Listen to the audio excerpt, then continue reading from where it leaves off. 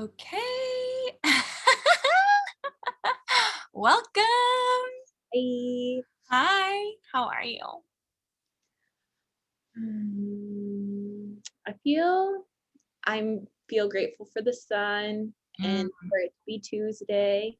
Yes. Um, it is Tuesday, yes. And for spring to be approaching, I'm feeling, some spring vibes, bringing in the little Love flower. spring vibes. Yeah, I'm like very much like in my work right now. So like in my personal work. So a lot of trying to move slowly and intentionally instead of like in the past like 6 months or like year, it's been like, oh, do one thing and then another thing and then another thing and then another thing. So, Totally. Yes. Ugh, I love that. The intention of moving slowly. I feel like I'm constantly coming back to that as well because we're trained to go fast by all the things.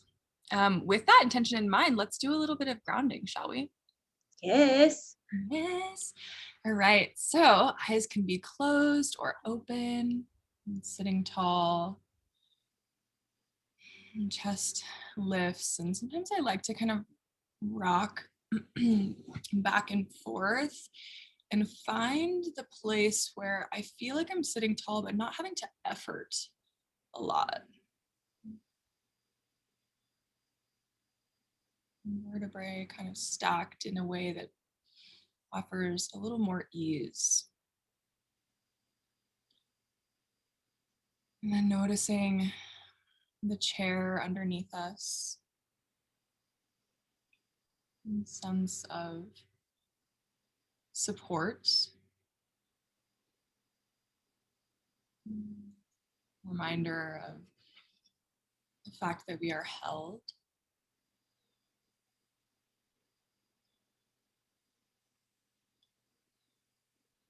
And let's just take 3 breaths. Inhaling, chest, belly expands, and then as you exhale, perhaps open mouth exhale.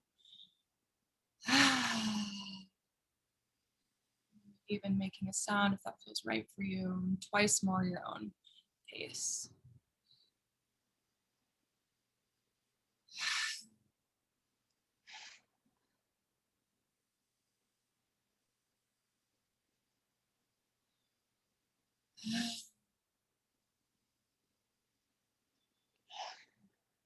In this moment, I'm feeling really called just to call in our ancestors. And even really envisioning them surrounding us. Calling them in, asking them to be here, and may we each be clear channels for that which they want to move through us as a message. And then whenever we're ready, eyes can open.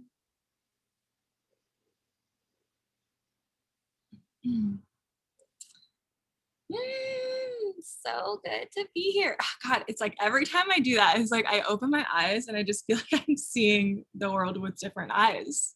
Oh, definitely. Every time I'm like, oh, yeah, everything's a little bit like brighter or like more colorful. Totally. Yes. So I would love to start with just a little, really you sharing as much as you feel called about your story of coming into sobriety and what that has been like for you.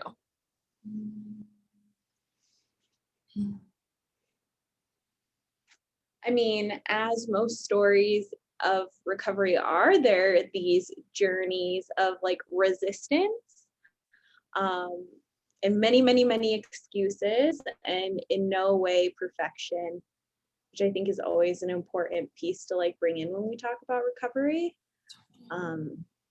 Especially like, I know you have more recovery than I do, Haley, and I have about 2.5 years. But like in the span of being like younger humans, that's a long time. Totally. Oh yeah. And that I really feel like we're in this really great generational shift of like starting recovery early and Yes. then living the majority of our chronological lives as sober humans. Yeah. Yes. uh, which I think is just so, so, so, so cool, and so grateful for that gift. And I definitely started, I have a pretty sordid backstory with lots of traumatic experiences and a pretty intense childhood, and a lot of like mental health issues also, which I think kind of all like led and like fed into why I got sober at such a young age. Mm. So I got sober when I was 27. Me too. That's so cool. I didn't know that. I think so. Wait, how old am I now? Yes, 27. 27? Wait, Yeah. no, 26. Something Yeah, I was like like 26, 27. 26. Isn't that Yeah. the demo? Yeah.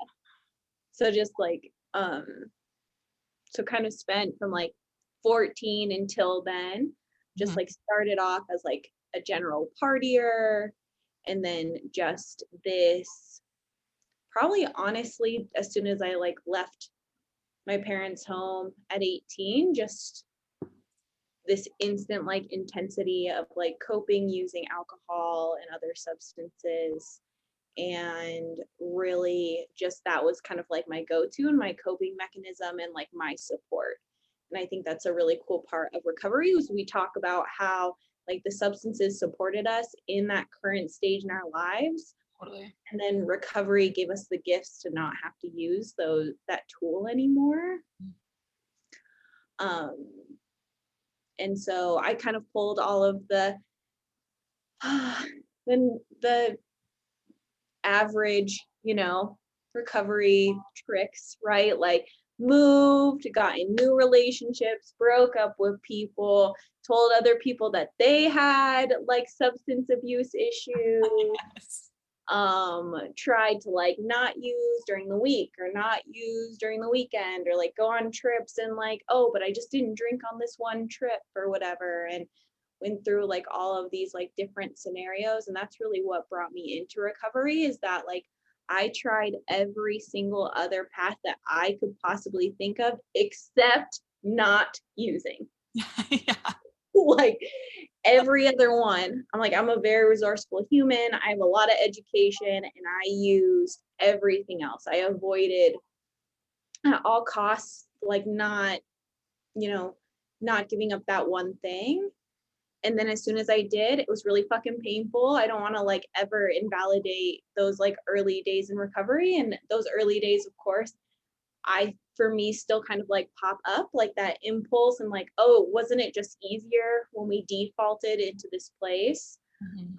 But also the beauty and like surrender of like, oh, this doesn't actually support me in the long run, and feeling really grateful that I figured that out and now have the tools to not use when I'm having all those really intense feelings. And so I'm not sure if I answered your question. Yeah, totally. Yeah. I mean, just sharing your story is so helpful. And I also so appreciate, I mean, so many of the things you said, but really touching on how there's this, every person's journey into recovery is both unique and also universal, right? Like Yeah. there are qualities about it where it's like, yes, we all have our own individual story 100%. And there are things that if you ask any person in recovery, like, did you do this? It's like, oh yeah, I 100% did that. And I totally did that too, with like, yeah, let me put down this substance and pick up the other one. Or like, and I too have been very privileged to have education. And so I could intellectualize all I wanted and like know all the things. And I'd been in therapy for many years, all of this kind of stuff. And yet I still couldn't actually stop drinking. And so it's like all of the knowledge didn't really matter, but I tried to use that for years to either justify or control my use, right? And none of it really ever worked. And so yeah, and that also kind of makes me think about how at the end of the day, so much of recovery is about action, right? Where it's like we can know all of this stuff cognitively, but like where are we actually bringing our bodies, and like who are we actually spending our time with, and like what are the choices that we're actually making? And I really appreciate you also saying like that you don't ever want to minimize how painful early recovery is, because yeah, oh my God, it was so hard. And there were so many days in the beginning where I was like, I don't think I can do this. Like, I don't know, Yeah. you know? And and in those moments, the things that worked for me to keep me sober through that challenging feeling were like going to a meeting or calling somebody, or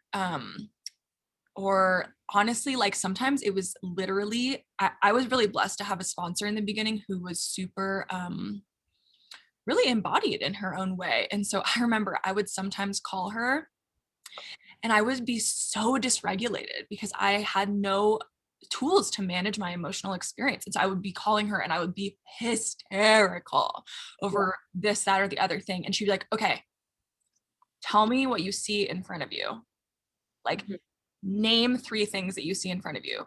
Feel your feet on the ground. Like, can you breathe a little deeper, you know? And it's like, because those were the things that I needed so badly in the beginning. Like it wasn't sometimes about talking about anything for me. It was like about, okay, can you be in your body? Can you call somebody? What can be the action that you take to stay sober through this moment? And so I'm wondering for you what that was like what were some of the tools that helped you in the beginning, in the days when you were like, I just don't know if I can do this? Definitely meetings. Like, I think that's something that's so, I feel so inspired by the humans that have been getting sober in like the last year, because literally, like, my sponsors, like, prior COVID, right? Like, if I'm having any type of problem or any type of thing, it's like, oh, well, there's a meeting in like 2 hours. Are you going to a meeting? Mm-hmm. Um, and so definitely that action, I'm like, okay, I just have to make it to like this, like through this next hour. Like, you can process, you can like get support for this next hour to then make it to this, like, to this meeting that starts at 5 and it's like 3:30. Yes. um I went through like many interesting, like very alcoholic like stages in my early recovery. So like I made a lot of bread, I made a lot of soup, Love. took up crochet, like very like hands on, like I don't know anything about this, and like creating things with my hands because my hands had spent so much time like seeking out like substances and anything to like distract or like hold on to, Mm, and I like had to do something else with totally. Yes. them. Yes. I love that so much because I think that that speaks to the inherent wisdom that we have um, around our own embodiment. Like those things that you just named, like those are like embodied practices, whether we're totally conscious of it or not. But it's like, okay, I'm going to do this thing with my hands. I'm going to create something with my body. I'm going to nourish myself in this way. And while in the moment we might not necessarily recognize that that's what we're doing, it's like there's just a kind of gut instinct, right? Of like, okay, this is going to be a thing that will be supportive to me, um, which is just, yeah, so beautiful. And also so cool that you even had those kinds of things, because I remember when I first was getting sober and my sponsor at the time asked me, she's like, okay, you need to make a list of things to do to distract yourself when you're craving, so that, because once you're in the craving, you're kind of in reptilian brain survival mode and you just can't really even cognitively be like, okay, what is something else I can do? And Mhm. so to have a list that you can just refer to and not Mhm. have to really think about it would be really helpful. But when she told me to write down the things that were supportive to me, I honestly, my list was like 3 things long because I had just been using for so long that I didn't even know what I liked anymore. Like I didn't have hobbies. Like my whole life revolved around using. And so it was like, I think it was like, call her, go to a meeting and like take a bubble bath or something like that. And then it was like, but then the longer I stayed sober, the more that list started to grow. And it grew pretty quickly too. Like within a couple months, I remember like I had a lot more things on that list. Um, but yeah, I think that it's so normal in the beginning to be like, oh my God. And we just have also, it's like we're starting to feel again suddenly. And you're like, I don't know what to do with all of this. I've been suppressing it for Mhm. this long. And now Years. it's coming, yeah, years, my whole life. Yeah. And now it's coming up. And so how do I actually move that energy? And Mhm. so I love the things that you were doing because you were in such a profound way moving that energy. Yeah. And I just like, and I mean it like, I mean it very lovingly that I said it in this like really addictive type of way, because it was just like, I wasn't making like, oh, Rita, it's super cute. You just like made a soup. No, no, no. I made like 20 different soups. You know, I learned how to make every type of bread. Like it wasn't this like, right? It wasn't like this very like controlled, like gentle experience. Like everyone in my life that was within arm's length of me was getting soup and bread delivered to them, because I had, you know, I had to have something to do. Yeah. Yeah. I love that so much. Can you teach me how to make bread? Yep. Yes, Yes. yeah. And like I practiced like a lot of yoga, and in the sense of like it was part of my routine. Like practicing yoga and going to a daily meeting became the things, like the pillars and like the monkey bars that I could hold on to make it through the entire day. Like, oh, like you're staying sober as you're practicing yoga in the morning, and you're staying sober as you're going to your meeting. Like, and it kind of would create this level of regulation that like I had never conceptualized until I got sober. Yes. Yeah. Yes. Oh, huge. Yeah. How did you come to yoga as part of your recovery practice? Mm. Yeah. So I actually started practicing before I got sober. And I guess I'd been like practicing for the majority of like my adult life. Um, and just like feeling this ease and like not really knowing. And I was definitely like an active like kid. And I was like always the active kid. And then I'd like smoke cigarettes, right? Or I'm the active kid, but then I was getting drunk on the weekends. And it was just like, and that's how it was with yoga too. Like, oh, I can practice yoga except if I'm hungover, Yeah, right? totally. Or like, oh yeah, I can't go to my afternoon yoga practice because I went to happy hour with like these like my friends, and now I'm like completely trashed, and I like if I go to this yoga class I'm going to make myself sick. And so I kind of had this like plateaued yoga practice, and then as soon as I got sober I was like, oh, this is like the reason why I was feeling so drawn to this is it creates this regulation and this movement and moving energy through my body that I knew that I needed, but couldn't quite like conceptualize the gifts that I could access through yoga until I got sober. Totally. Yeah. Yeah. Yeah. I really feel that as well. And yeah. Yeah. I feel, I guess more my hesitation is coming in is that I definitely think that, there are probably humans who can drink normally and still receive the benefits of yoga, and that's beautiful. And that was not my experience either. It was like until I got sober, I didn't have a capacity to really receive the gifts of yoga. And it's almost like the drinking and the using kept the channel too clogged. Oh yeah. Yeah. And so it's like I definitely could leave a yoga class and feel better, for sure. But it wasn't transformative in my life. Like I didn't take yoga off of the mat and into my life until I actually got sober because I just didn't have the capacity to. Yeah. And the like uncomfortability that I think yoga really touches on, Yeah. of putting your body in these shapes that are super uncomfortable. And I'm not trying to say like like scorpion pose or something, but just like sometimes like just holding a plank, right? Totally. And like in my version of being someone who was addicted to substances, like I didn't stay in uncomfortable things. And so Same. like when I was in an uncomfortable shape in my body, like I instantly was like, I'm gone. Yeah. Like I'm thinking about anything else except what's happening right here. And what Yes. we know is the teachings is that like you're supposed to be here. Like this is temporary. You have like an instructor and a body that wants to hold you in this uncomfortable place and is like strong and supportive.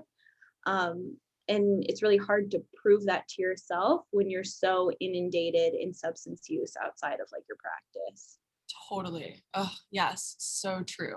I feel like that was one of my first huge lessons of in yoga in the context of my recovery is like learning how to be with discomfort Mhm. and really how actually empowering that is. Oh yeah. Because rather than having to exhaust myself for the rest of my life trying to run from it and staying small in my like teeny tiny little comfort zone, it's like the gift of leaning into discomfort has been a capacity to truly grow and be in the world in I don't want to say bigger ways because I don't feel like that's the point, but like in more in ways that are more in alignment with the person that I actually want to be in the world. Mhm. Mhm. Ugh, it's so true. Mhm.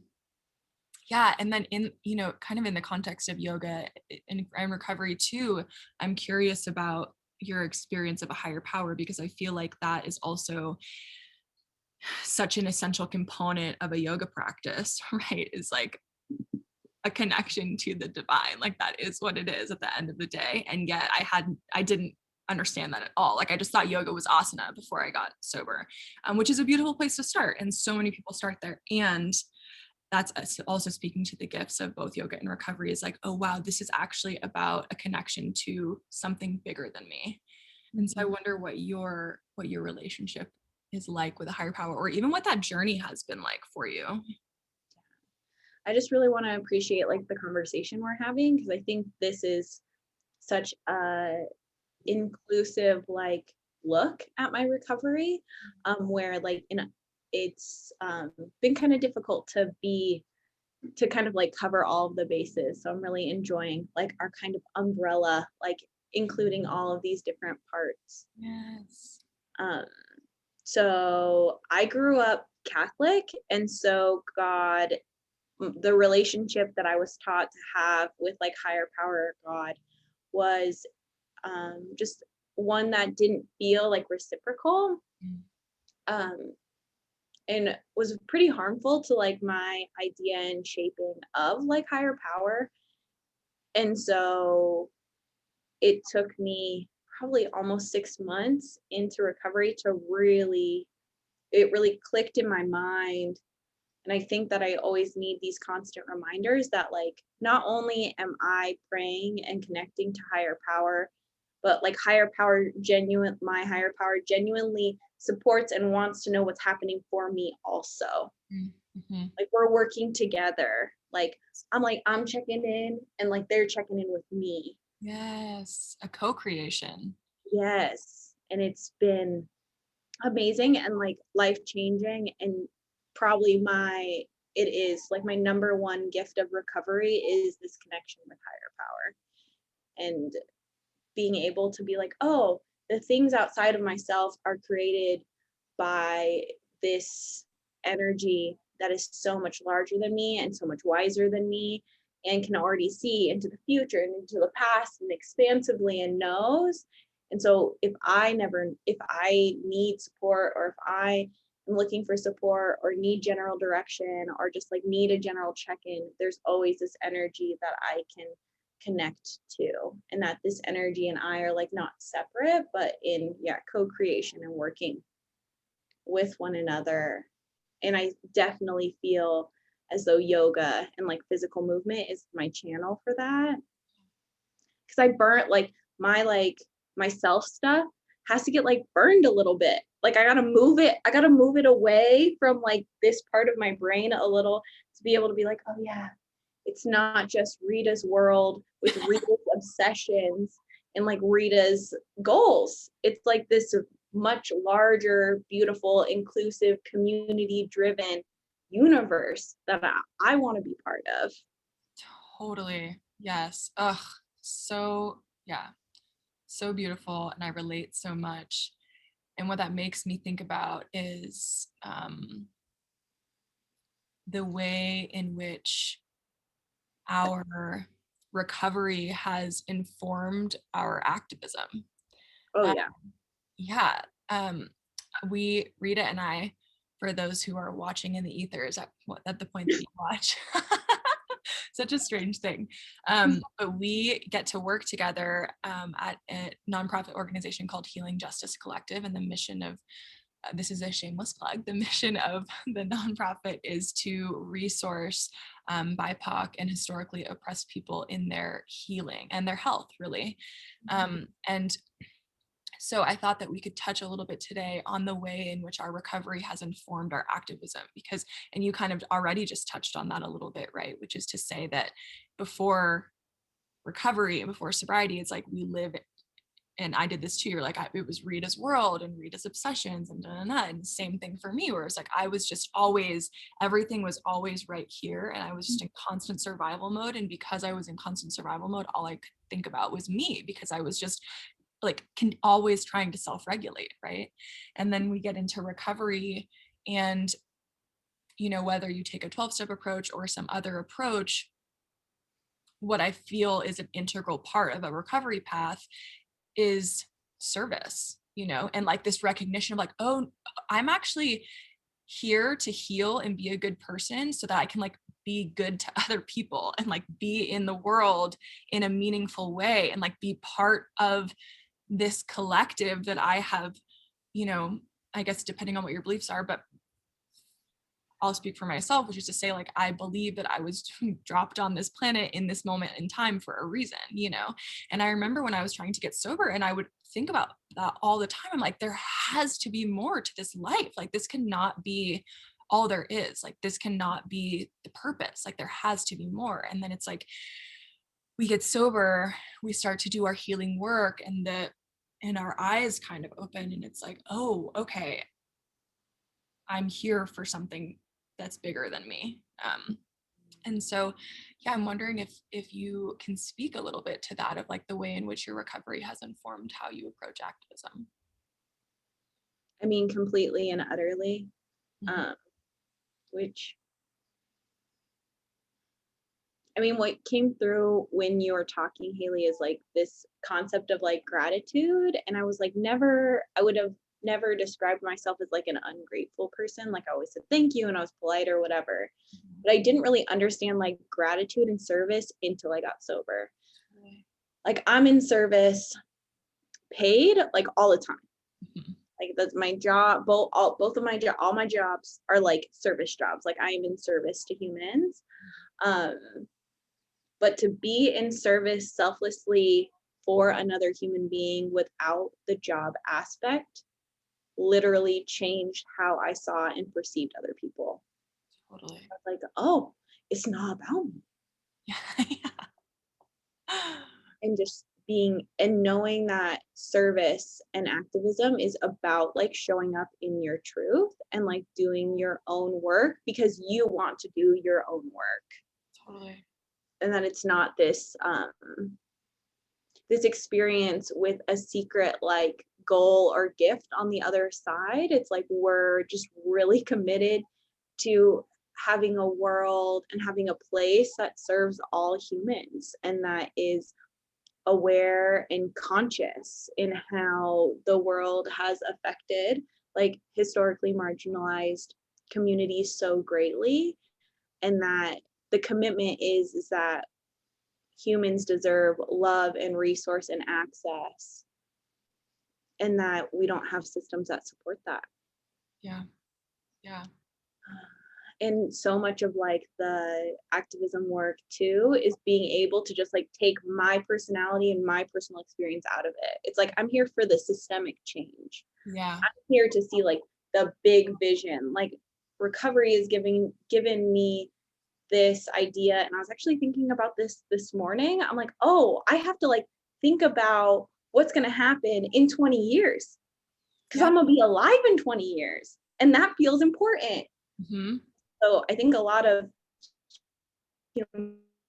humans in recovery and like in marginalized, oppressed, historically oppressed communities, like we don't see past like 5 years or 10 years because like our thought is like, oh, I'm not going to survive that long. Totally. And so they are drawing these really beautiful parallels of being able to like dream, that like dreaming is a necessity instead of this thing that only highly privileged people get to experience. Yes. Yes. That is Yeah. so true. Yeah. And you know what's so interesting? I'm in this immersion right now with this woman named Mallory Boyd, and she's so incredible, but she talks about, she's very about the body. And one of the practices that we have been doing has been essentially creating a new paradigm for the world that we want to live in. And then how do we actually come to embody that, which is to say, like, change our neural structures to be oriented towards this new paradigm. And one of the ways that she's having us come to embody that in a different way is through drawing. And it's literally like drawing and imagination. And in the drawing, we're dreaming. We're doing just that. We're dreaming. We're creating the kind of world that we want to live in through this practice of drawing. And not only are we then, she talks about like quantum physics and the quantum field. So it's like, not only are we aiming to be in the quantum field in that way, but actually in a very real way, that practice of dreaming and imagination is changing our physiology. So it's like, not only is dreaming important for the future, but it's actually so important for the present because it's creating more room in our nervous systems for this moment that we're actually in right now. And so I love that you bring that up because I think that it's so important. And I think that it's very real that so many people, historically oppressed people, it's like to dare to dream feels impossible in some ways. We've never been given even the space to do so. And yet to do so is revolutionary and not only informing the future, but also impacting the present in such a beautiful way. Mm-hmm. Mm-hmm. Yeah. You know, that like, I love that not only is envisioning the future, meaning that we can like disperse so much of our lives into the future. Like we don't, oh, I don't have to achieve to this unsustainable amount currently, that I can be like, oh, in like 5 years, oh, in 10 years. And the possibility of making more space in the current moment. And I feel like in like recovery, that's like a slow process because I'm quick. I'm like, oh, I got this and then this and then this and then this, and we're going to do this. I'm like, oh, I imagine like sustainably, this is not what the amount of tasks that I should be achieving every single week. Yeah. And that breaking those patterns is like a really long process. And the more embodied we become, the more realistic we are in how beautiful and revolutionary like taking care of ourselves is. Totally. Yes, so true. Yeah. Like the more embodied we become, we can even, I mean, even in the simplest way of being able to slow down enough to like, oh, I'm tired right now. And so I'm actually just going to take a nap and not do the 10,000 things, you know? But we're so accustomed to overriding our systems in service to productivity that most people aren't, I mean, myself included, like I have to work on that constantly of like actually stopping and be like, okay, you don't have to do this thing right now. You actually can just take care of yourself. And that is, you know, in a sense, like feels so revolutionary. It is. And then like another piece that I feel like is important in the kind of recovery activism vein is this idea that like in activism, not only are you fighting, supporting, resourcing, and driving to this goal of like collective liberation, but you will also have to take time to process kind of what's coming up in your vein of processing. 100%. I mean, in your vein of like your own stuff coming up. So I guess I could be processing, but like trauma responses, and that in recovery, like that's where I really found that like the foundation for that. Like, oh, I am figuring out my personal process and my triggers and the things that come up for me, which can allow me to show up in even like greater way, and also be able to either process or take pause before burnout or before like impulsive reactionary actions. Totally. Yeah. Yes, so true. I feel the same, where it's like my recovery has created, just as you said, like the foundation for the honest self-reflection and personal inner work that frankly is like necessary if activism is to be sustainable. Mhm. Yeah, I think about that actually all the time. Like even thinking about things like you know, we are both mixed, and so I'll just speak to my own experience, but it's like I'm mixed. My dad is Filipino and Chinese, and then my mom is an amalgamation of Western European ancestry, but I grew up, you know, whiteness really raised me in a lot of ways, and so, you know, even even a capacity to take like an honest look at my own like fragility and my Mhm. own biases and things like that. It's like would never have had the capacity to do that if it were not for my foundation of recovery, because I came into recovery and was so desperate, and these people were like, unless you start looking at your shit honestly, you'll probably die, which was true for me.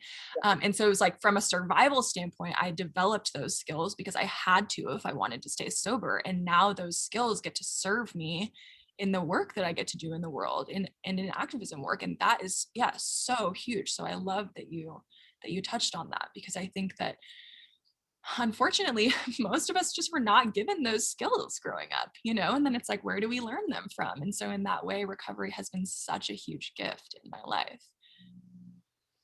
Yeah. Yeah, I feel that. And like the ancestral healing, right? Of like Yes. this version, this moment in time means that like as I move forward and if I choose to procreate, and I know you got the little babe over there, that I get to teach this healing and I get to bring this healing forward. And if not my own procreation, but the way that I show up in the world, and for my little nieces, Yay. to be a safe adult who's in recovery and like doing their own work and is aware of their fragility and can hold the space of being mixed. And I love that you said fragility, because that's exactly how it feels, this fluctuation and this ambiguous space of like, I don't look white and I have like a lighter skin tone, and what does that mean and what privileges do I have? And like prior to recovery, trying to talk to me about privilege would have been pretty difficult, honestly. Yeah, Because I totally. was like, I'm struggling. I have this substance use problem. You know, I'm like working my butt off. I'm working all of these jobs to try and make ends meet. And I had this like super long list of reasons why I wasn't going to do the work, or I wasn't able to kind of see this like growth place for myself. And now that I am in recovery, I get to honor that and do that work in a way that is not, that definitely is compassionate outwardly, and like learning how to make to have it be compassionate inwardly. That I definitely figured out the outward compassion a lot quicker, Mhm. because there were many beautiful like reflections of like people in recovery being like, oh, you probably don't say that. Don't do that. You know, like calling people before making many decisions in recovery, to help kind of tune that moral compass. Mhm. And now the work really being like compassion upon myself, Yes.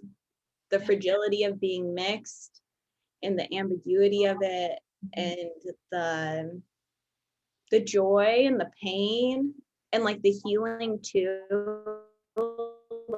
Like, I guess I talked about the healing outwardly, but the healing, like ancestral healing inwardly, is like, I'm so grateful my ancestors made sure that I made it here and like how am I going to take their teachings and honor them, and also how do I take the knowledge and awareness of like higher power and being in 2021 and like melding them. Like it doesn't have to be harsh, it can be compassionate, but it doesn't have to, I don't have to invalidate one part of myself to have the other self be validated.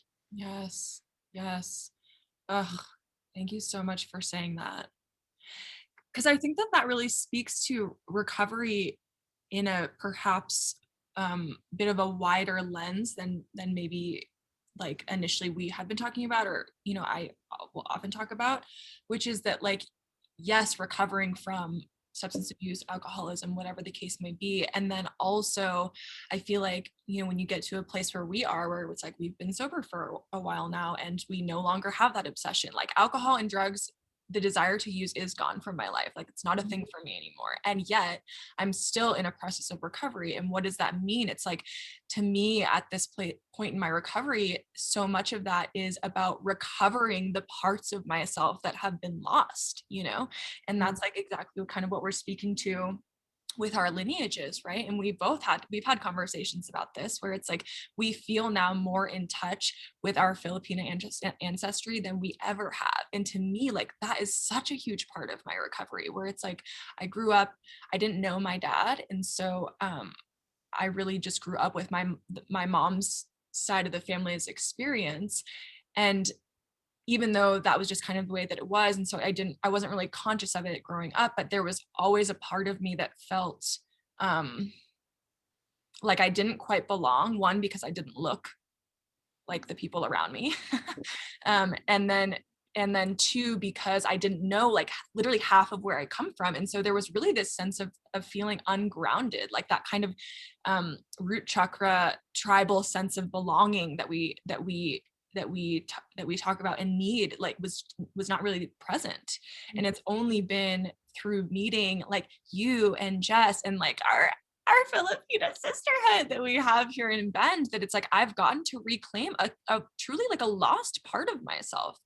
And that has been so profoundly healing.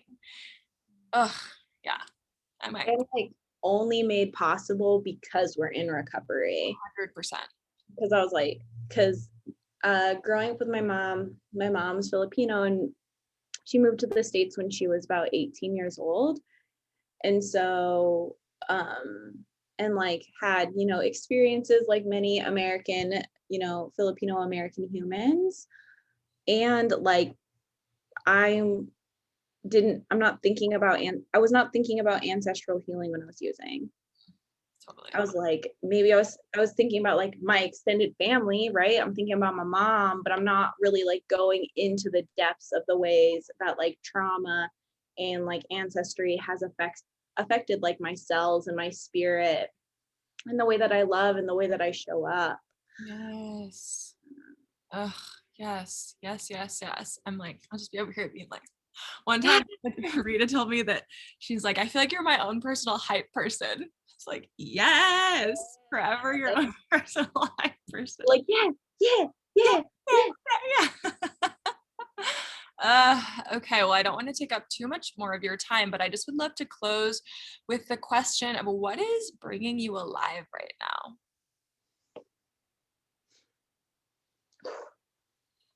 What is bringing me alive right now is that for the first time in my like waking life, I'm beginning this journey of like inner child like work, like true, like not, I think I've tried before, but really being in a place in my life that I really get to do it.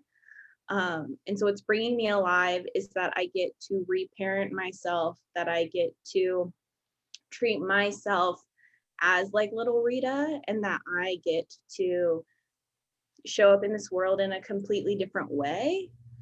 And like learn how to like hold myself and learn how to play again Mm. and be wild, and also like hold many of these like earthly things, right? Like I have a home and I have a job and I have like these connections that are like professional and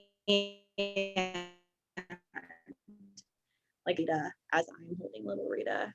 Mm. And I just feel like really like on fire about that, about like being able to do that for the first time, and knowing, not right now, but like knowing on the other side of that, there's so much like healing and like process in self-worth and self-love on the other side of that. And like most things, and especially in recovery, is like there's so much surrender, and surrender is like the ultimate like trust, the trust fall of the universe, and getting to relearn. I imagine I will relearn that lesson for my entire life. And doing this work right now is kind of my process of surrender. Love that so much. Yeah, that really inspires me to also tend to my own inner child today. So thank you. Yay. Yay. I have my little tiny human that I'm always tending to, and it's like, oh yeah, there's also a little tiny human in here. Yeah, right? It's double. Yeah, it's both. It's double. But Yeah. they can like hang. Yeah, totally. Ugh, they're so wise too. I That's know. okay. Such They're like, wise. I just want a piece of cheese and I want to go lay out in the sun. Okay. Yeah. Yes.